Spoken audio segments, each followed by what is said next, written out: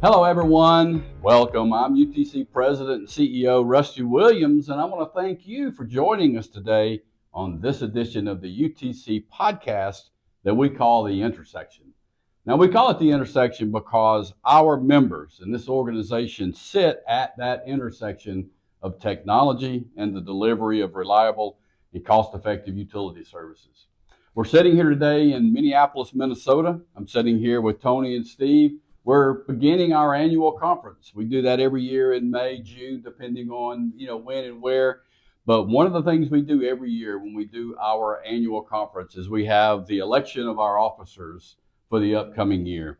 And so we're going to talk about that today. I'm glad you're here. But as I said, we've got Tony Suppa with us from PSEG. He's our outgoing board chair. And also with us is Dr. Steve Liegl from WEC Energy. He is our incoming board chair. Gentlemen, thanks for being here with me today on this Intersection podcast. Great to be here. Yeah, thanks, Rusty. I'm glad we had a chance to carve out a little bit of time. This week is very full, as you guys know. Absolutely. But we found us some time to be able to do this, and I'm glad we did. Now, one of the things that we do at UTC, and I remind the staff regularly, is you guys and all of your peers that are involved with UTC, you're volunteers, right? And I keep reminding them and myself that, hey, you guys have a real job back at home, right? You're doing this just because of, you want to be involved from an industry perspective. But tell me a little bit about what you do back in PSEG, Tony. What is it that you do on a day in and day out when you're not doing UTC stuff? Oh, I'm doing a lot of UTC stuff, but when I'm not, I manage the third-party attachments for our asset management group, which means managing the wireless co-location for cell sites on our transmission towers and on our distribution poles. And it's a lot of work. It's a good thing that PSEG does for the community, so the carriers don't have to build new poles. They can go on our towers or on our distribution poles. Yeah, and that's something that people that don't work in this industry don't realize, that that's a full-time job for a whole organization, right? That's correct. To be able to manage that kind of stuff. Yeah. Steve, what about you? What do you do at WEC? Yeah, so I lead the infrastructure and operations organization within our 7 utility-owned company. So what does that mean? Telecom, data centers, cloud, public, private, telecom, fiber, wireless, everything you can think of falls in that area. So we're extremely busy these days. Okay. Mm-hmm. Yeah, that's something. Again, I was in that part of the industry myself, and again, 100 years ago when I was involved like you are now, it was a lot behind the scenes. But today, what people do and that are involved with UTC is very critical, and it's in the critical path of what utilities do and the success they actually have. So one of the things that I try to do in my current role at UTC is just talk to members or talk to prospective members, is about what's going on in the industry. What can we do to help?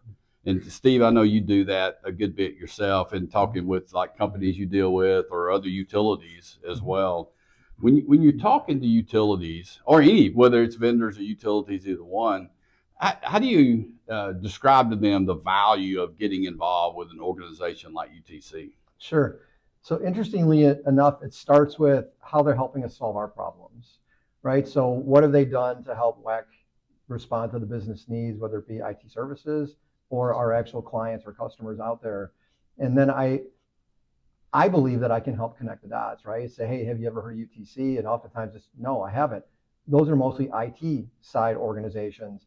But once they start learning about all the other companies, and there's several, like, oh, I work with Southern, oh, I work with so-and-so, I work with so-and-so. And then that just helps connect all the dots to say, hey, I want to be part of this. How do I get in front of them? Because if I can help you, that means I can help them too. So that's kind of the approach I've been taking. Because we're a quiet organization, but I think we're waking up. So, and I think a lot of people are starting to hear about what UTC is and how utilities can benefit from it. And it's a great market to be in because there's no competition, in the utility industry. So yeah, and the one thing you just said that you could miss if you weren't paying attention is all you had to say was, have you heard about UTC? Mm-hmm. You guys involved with UTC? Mm-hmm. Just, that simple 5-second question, and it could very possibly lead to somebody getting involved or having a conversation with us as we, try to grow the organization. And again, we've had success the last 2.5 years since I've been here in growing the organization. But what would keep us as members, not necessarily leaders like yourself, but just any of the utility members, from asking somebody they work with that one question? What do you think would keep me, if I'm Billy Bob that works at fill in the blank electric cooperative or IOU? What would keep me from saying, have you heard about UTC? You think about that, Tony? I don't know what would stop us from doing that. I try to reach out a lot to the A&E firms that I deal with on a daily basis, and I try to tell them to become members. And I say, if you come to our conferences and our regional conferences and our national conference, there's really no competition. There's not a lot of A&E firms. There's all these utilities, and so I try to work it both ways. With talk to utilities, other utilities besides my own, and the A&E firms that we have that work for us, and try to combine them all and tell them there's a lot here for you to get involved with us. Yeah. So I know PSEG has been involved with UTC for many years. Many years. In fact, when I was involved as a utility person, I was actually in you guys' chair as the board chair 15, 16 years ago. But the gentleman that came after me was from PSEG, Mr. Katz. Jeff Katz. Yeah, he came on as the board chair after I was there. But how about you personally, Tony? What kind of got you involved with UTC personally, and kind of keeps you involved and have you get into a position like being an officer? Well, I was told about 10 or 12 years ago, I don't remember how long exactly, that UTC was doing some real good things with the Utilisite group. All right, let's tell people that don't know what Utilisite is. And Utilisite is really the arm or the committee at UTC that deals with wireless co-location, joint use, things like that. So Ken Hill and Mike Cody were two of the people I knew, and they said, you should start attending some of our monthly phone calls. And I did, and some of the things they were talking about helped me with my day-to-day job. I said, this is good stuff. It dealt strictly with utilities, not building new communication towers, talking about utility assets. One thing led to another. I attended regional meetings. And then in 2017, Utilisite used to have a project of the year they gave out every year. So we applied for it, and we won Project of the Year. And I got to go out to Palm Springs to the national conference. First time I ever got out, and I said, this is for me. So I made a lot of friends out there, and it was geared right for a utility and wireless co-location. So that got me going, and then once I got in, I wanted to do more and more and more. Yeah. Here I am sitting here with you guys. Oh, sweet. Yeah, the Palm Springs meeting, by the way, I was there as an associate member.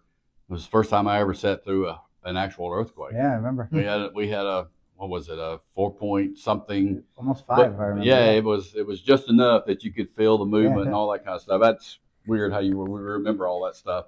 So guys, let's talk about the industry just a little bit. This is I'll call it unprecedented time. It's unprecedented at least for the last 60 or 70 years, post World War II. There's a lot of growth where we've had a lot of stagnant years in terms of electric demand. We've got the issues that are surfacing, like data centers, right? That's going to take tons of energy, electricity to run and water to run. We've got issues with workforce, all these things. So when from your companies, specifically, but industry as a whole, what do you guys see as some of the challenges that Tony with PSEG is dealing with on a company level? Our biggest challenge right now is affordability. Being able to, with the high utility bills in New Jersey, and utilities don't make a profit on the portion of the supply charges that reflect the energy usage. They're passed through, and it's hard to get the customers don't care when they see that bill. So the affordability is number one right now in our industry, in our company. Dealing with the data centers, you love them and you hate them. We don't want to say no, but we can't really support them at this point. But we're trying to work individually, and the applications are coming in fast and furious. Upgrading outdated infrastructure. After Hurricane Sandy in 2012, we hardened and upgraded a lot of towers and substations, but there's still more to do, so we're still working on that. And rolling out AI in the workplace. We just We just went through AI training. We're now allowed to do little baby steps with AI. And I think the company's looking to see how is it really going to help us, and so we'll see. There's a little uncertainty there, but those are some big things that we're having a PSEG. Yeah, I don't know, it was 3 or 4 podcasts ago. We had Ernest Wonick on as the guest, and he's our AI guru from the Minerva Institute, and it's very interesting, and I think it's going to be very helpful. But again, it's sort of scary at the same time. But one of the things we're going to see is it's going to change the way we do business. Mm-hmm. I don't know if it changes our business, right, but it may change the way we do business. And a lot of people are worried about workforce. I think overall, it's the same number of people in the workforce or more. It's just doing different jobs, right? So, Steve, a little bit from your company's perspective on what you see as challenges, but also let's talk after you get through with that. Let's talk about what we see that UTC can do to help its members address some of this stuff. Yeah, a lot of the stuff Tony hit on. I mean, so we do have an influx of data centers moving into our service territory, specifically in Wisconsin. Microsoft, this co-location site called Vantage, Meta, and it's driving a lot of generation construction. One of the biggest challenge from my seat is the capital availability to be able to still do telecom projects and other projects that the business really needs, because they tend to be lower asset life projects compared to these generation sites. So it's finding that balance, being able to build a good business case to get the extra finances that we need to be able to support all that stuff. Yep, AI is coming. There's a huge convergence in my world of IT and OT, and getting the workforce to be able to support all of that and understand all of that, and then throw the public cloud on top of that too, right? So there's a lot of education taking place, which, hey, we have the academy, so there's going to introduce some new opportunities for that. And what was the last part you want me to talk about? How can UTC help? Yeah, what can UTC do to kind of address some of these issues? Well, there's a lot of stuff, and I had already mentioned one, the academy being one. I know in this year's conference, there's going to be some discussion around workforce development. Our company is actually part of a very unique and interesting concept in the city of Chicago called the Exchange Program, where we're bringing in some folks from the underserved communities and training them up. They have a desire to be involved in the technology. They already have some college education behind them. So how do we better develop folks to do that? And then, my biggest thing around UTC involvement is how can I learn from what other utilities have already done? It's going to cut down the time and the amount of investment I have to make to get where I need to go. Yeah. And if you think about, the strategic plan for UTC, the kind of the areas of focus, I kind of usually will bring up the 3 of the areas to kind of generalize the strategic plan. One is obviously the area of advocacy. We want to have influence on what, from a regulatory perspective, how, we do what we do.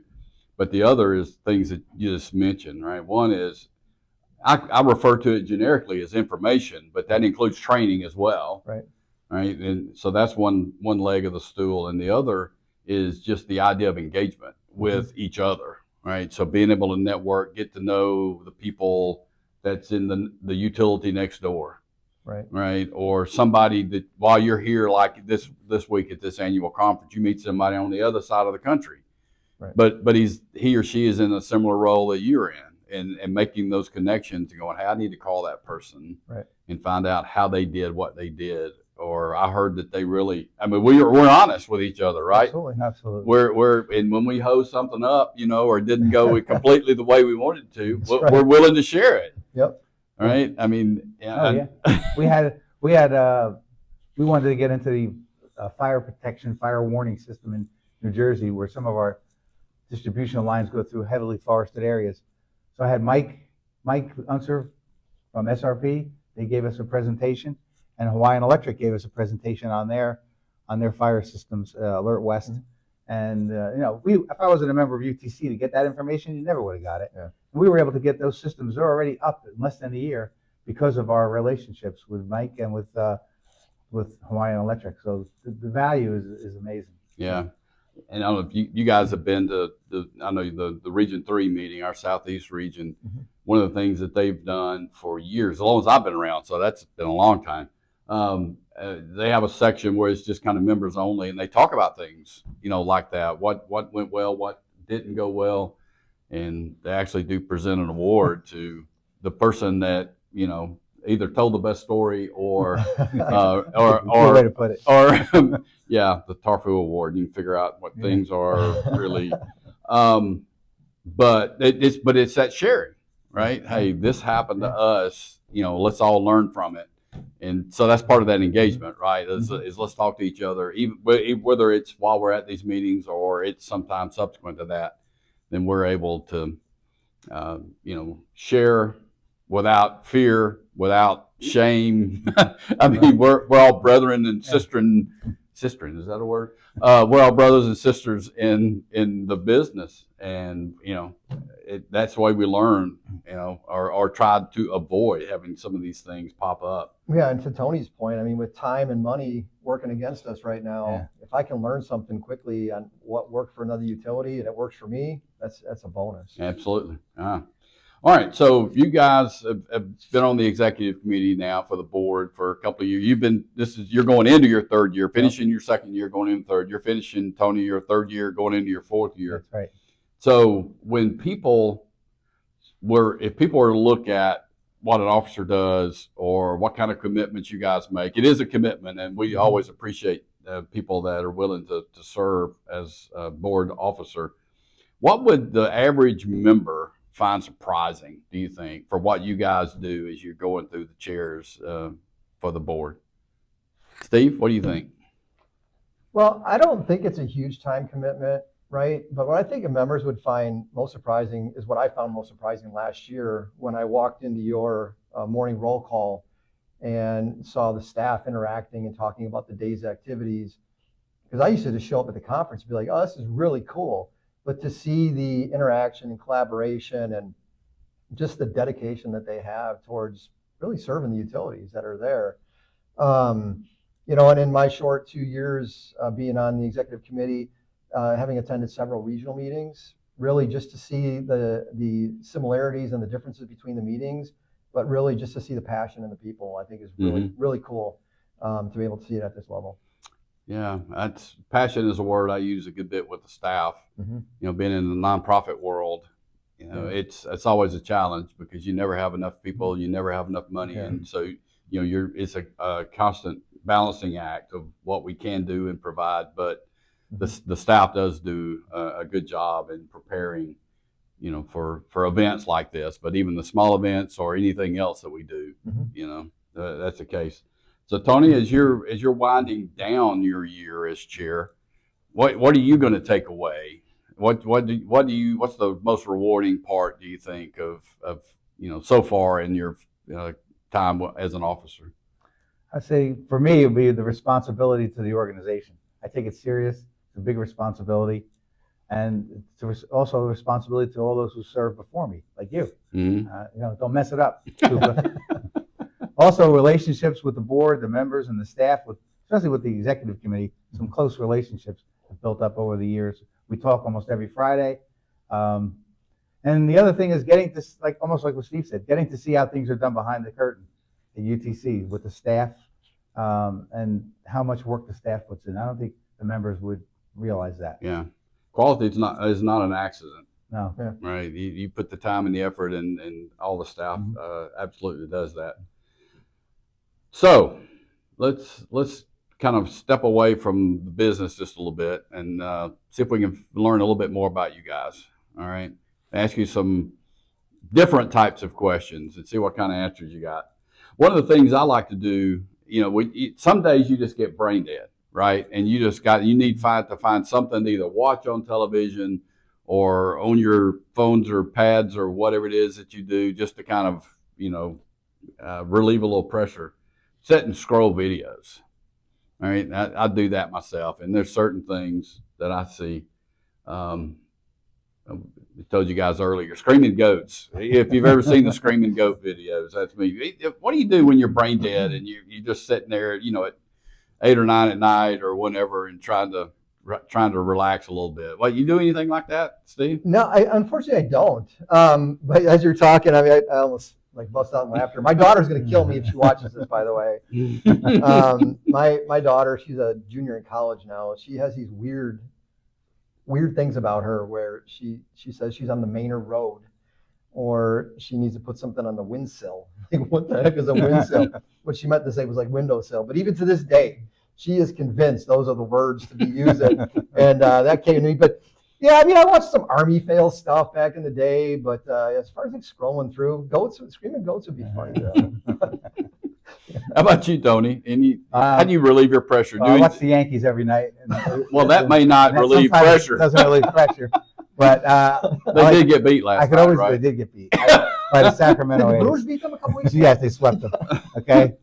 I can always watch The Sopranos whenever, And a lot of that was filmed in my neighborhood and 10 minutes from my house.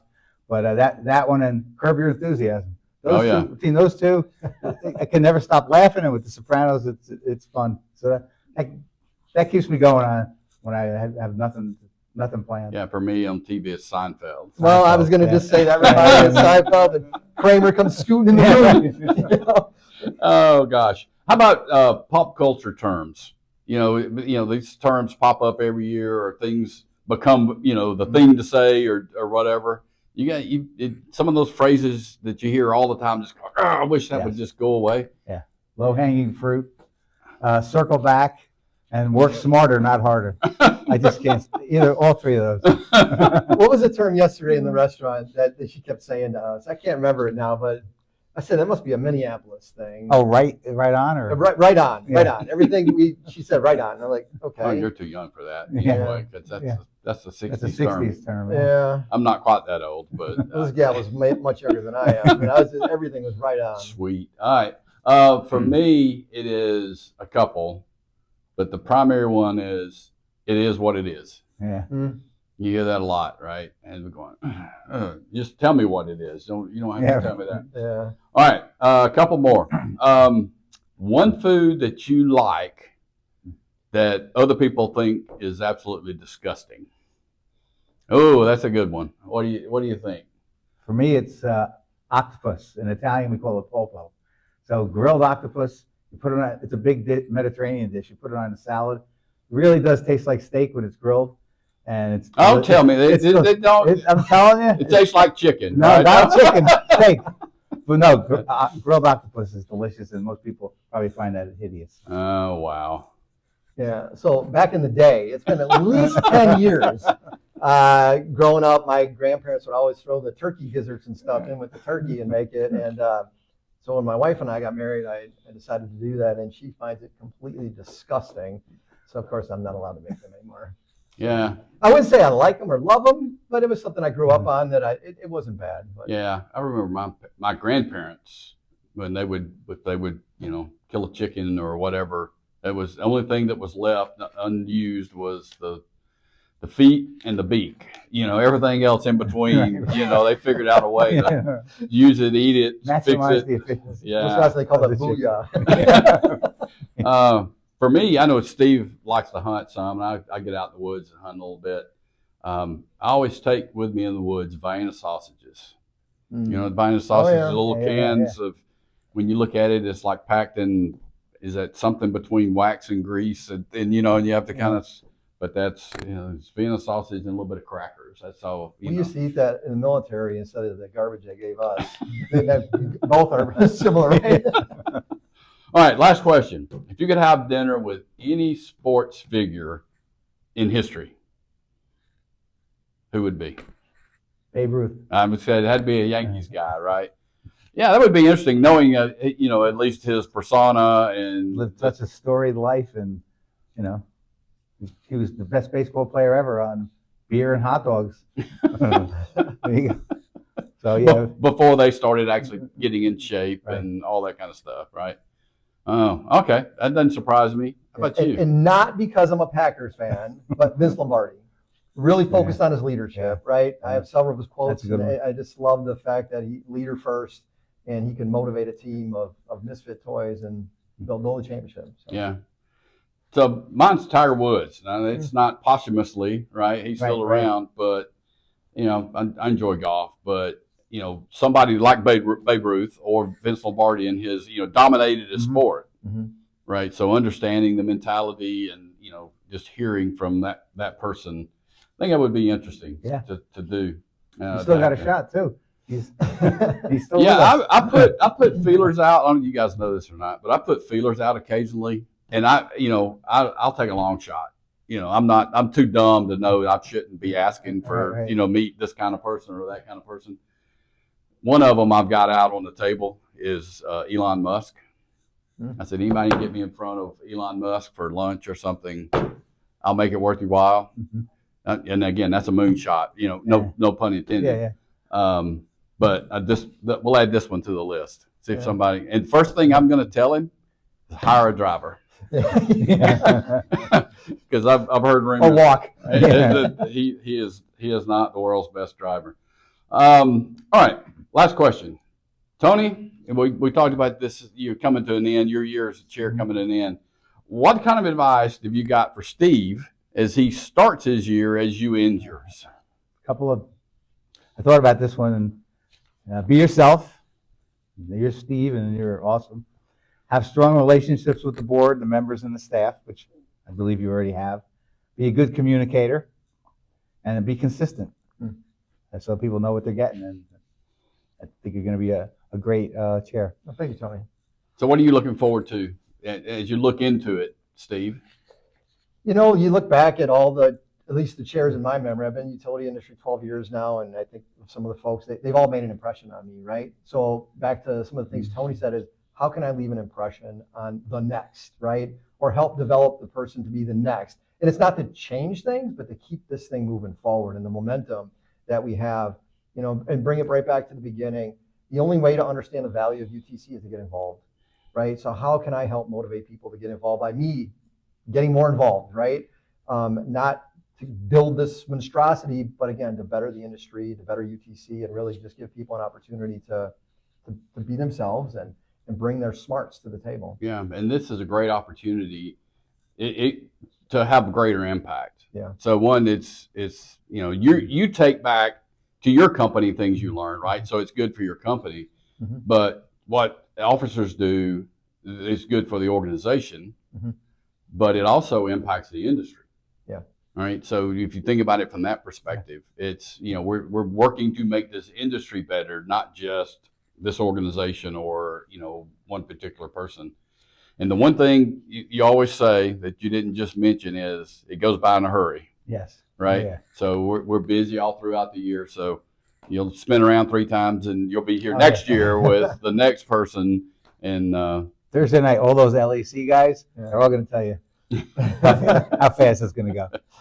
Well, I want to thank both of you for your involvement with the organization. It is a time commitment. We try to minimize the time commitment as much as we can. But as you said, Tony, taking it serious, right, and trying to do your best, it does take some time and effort to be able to do that. And we appreciate what you guys do individually, your company's support of you. But again, thank you for so far. You're not going completely off yet. You got another year on. But I do appreciate you guys for what you do and your leadership you're providing for the organization. And I appreciate you for all the help you gave me this year. Absolutely. All right. Well, that'll do it for this podcast, this Intersection podcast. Thanks to Steve. You're Tony. And thank you for listening to the podcast and hopefully watching this podcast. And we look forward to seeing you down the road. Like the podcast, subscribe, and we'll see you at the next edition of the Intersection podcast.